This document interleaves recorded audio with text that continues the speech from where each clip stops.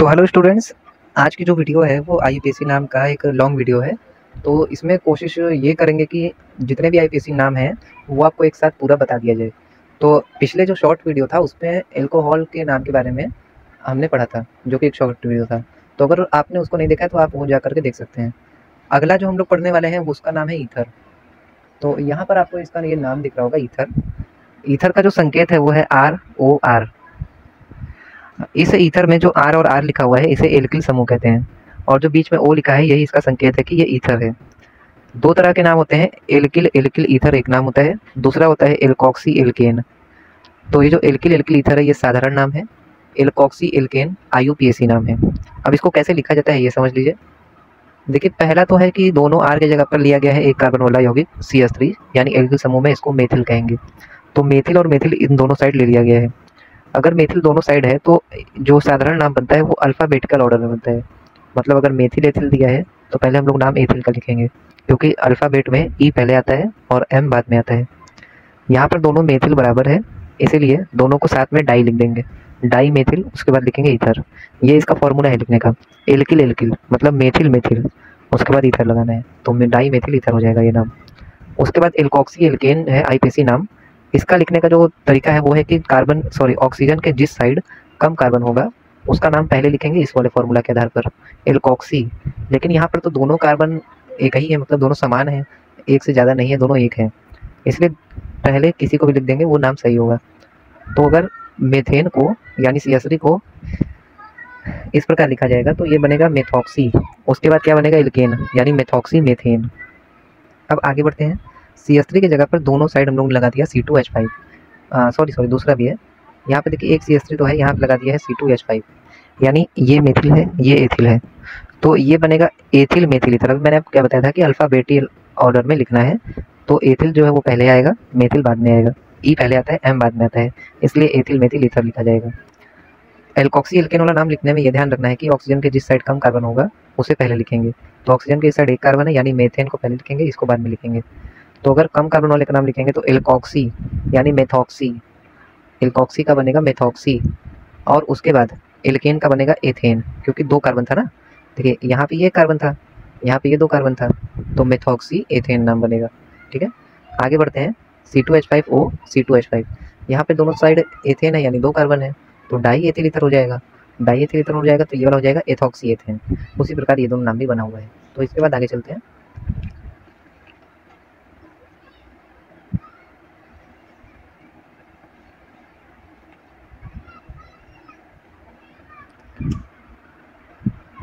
तो जो अगला नामकरण का विधि है वो है एल्डिहाइड का। जरा सा इसको एडजस्ट करने दीजिए। तो आशा करते हैं कि आपको दिख रहा होगा। थोड़ा सा और एडजस्ट कर लेता हूँ। जी हाँ, चलिए आगे देखते हैं। ठीक है, एल्डिहाइड, एल्डिहाइड का संकेत होता है RCHO। अब देखिए यहाँ पर एक बात ध्यान रखना है कि एल्डिहाइड का साधारण नाम लिखने का कोई फिक्स नियम नहीं है। ठीक है, एल्डिहाइड के साधारण नाम में एक कार्बन को फॉर्म कहा जाता है, दो कार्बन को एसिड कहा जाता है, 3 को प्रोपियोन कहा जाता है, 4 को ब्यूटायर कहा जाता है, 5 को वेलर और 6 को कैप्रो कहा जाता है।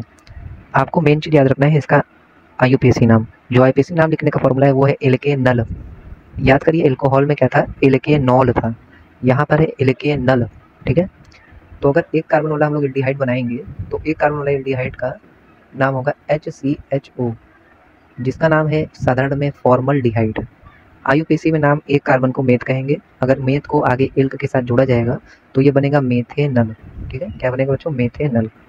दूसरा अगर दो कार्बन ले लिया जाए CH3CHO, देखिए R का ही हम लोग स्थान बदल रहे हैं, R के स्थान पे H रखा गया था, दूसरे में R के स्थान पे CH3 रखा गया है, तीसरे में R के स्थान पे C2H5 रखा जाएगा। दो कार्बन का नाम बनेगा साधारण वाला एसिटल्डिहाइड और IUPAC वाला एथेनल।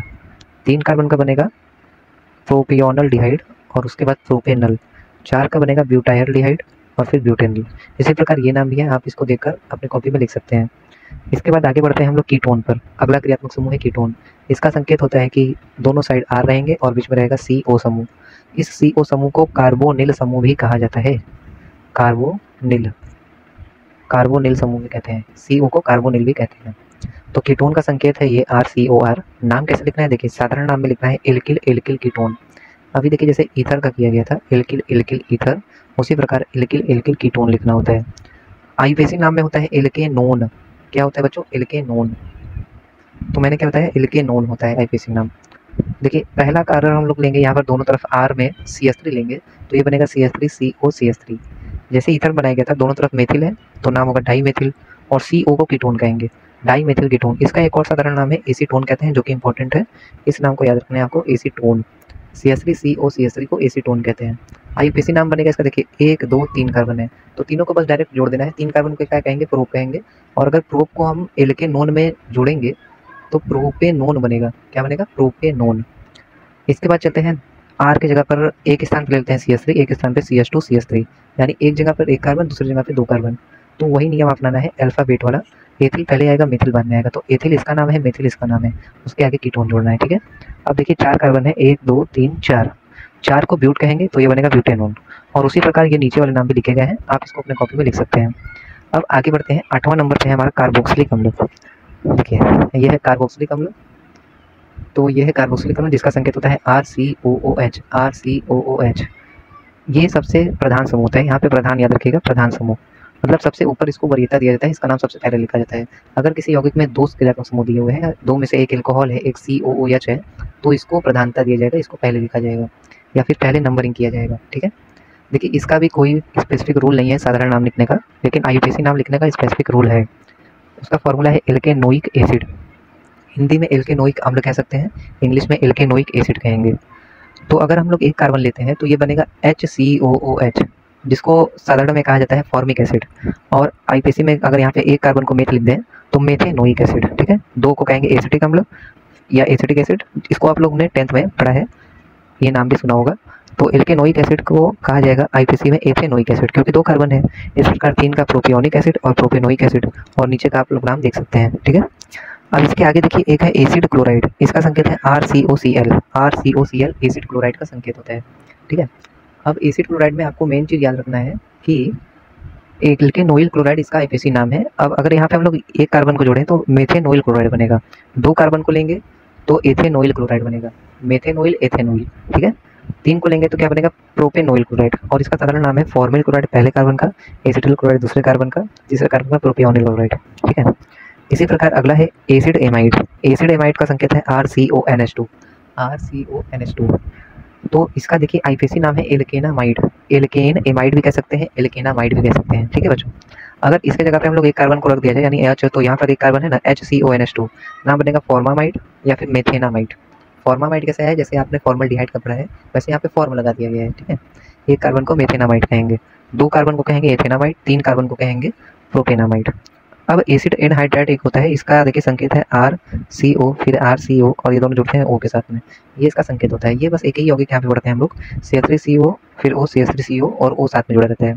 इसका नाम है साधारण में एसिटिक एनहाइड्राइड, एसिटिक एनहाइड्राइड, और आईयूपीएसी नाम है एथेनोइक एनहाइड्राइड। देखिए 2 कार्बन यहाँ पे हैं तो 2 में से आपको सिर्फ ऊपर वाले 2 या नीचे वाले 2 को गिनना है, पूरे को नहीं गिनना है, क्योंकि इतने पूरे का नाम होता है CH3COO का नाम होता है एनहाइड्राइड।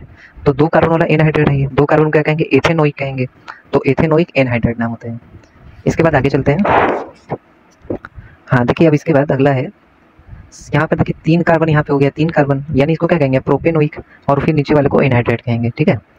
अब आते हैं एस्टर पर। एस्टर का नाम होता है एस्टर का संकेत होता है RCOOR।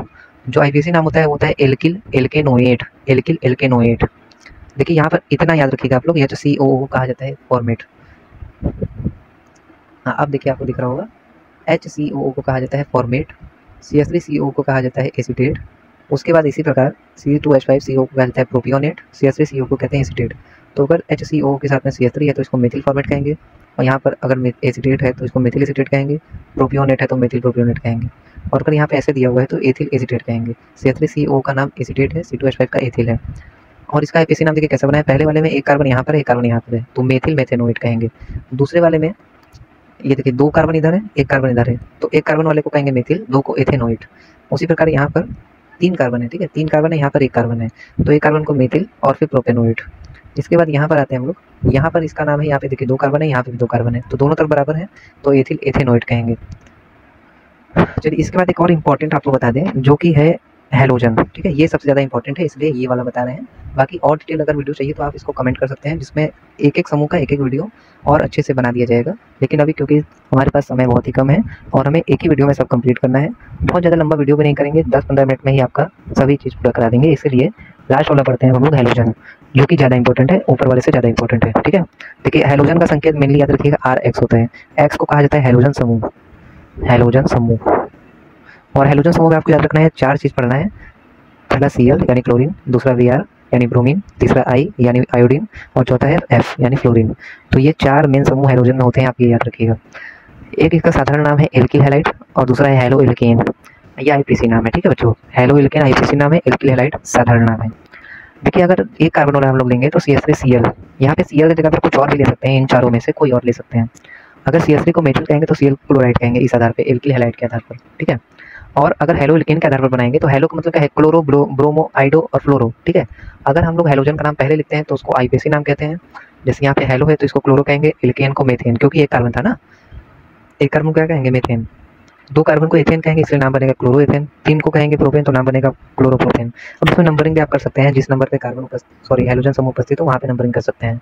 तो ये जो नंबरिंग वाला सिस्टम है बच्चों, वो IPC नाम के पूरे नियम के आधार पर है। तो हम लोग यहाँ पर सिर्फ IPC नाम का उदाहरण पढ़ रहे हैं, पूरा नियम नहीं पढ़ रहे हैं। जो कि पूरा नियम है वो बहुत ही लंबा है, उसको बहुत ही डिटेल में पढ़ाना होगा।